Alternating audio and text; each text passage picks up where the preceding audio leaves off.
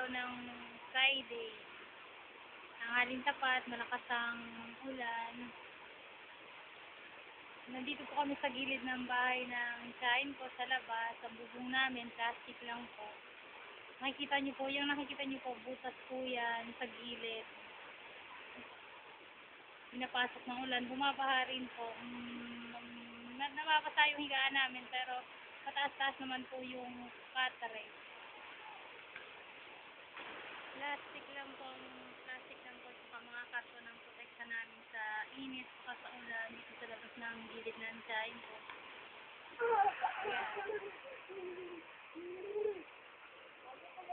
Pumasok na po ang bata. Kahit na mahinang ulan lang, binabaha po kami dito sa gilid. Hindi na po kami nakakapasok sa trabaho kasi po inalagaan ko po yung lolo kong paralyzed po. Nakalabas lang niya sa ospital, pati yung lola ko po high blood. Kaya, ayan, nakikita niyo po sa likod po sa gilid din po ng bahay ng kain ko kung saan kami nakikitira.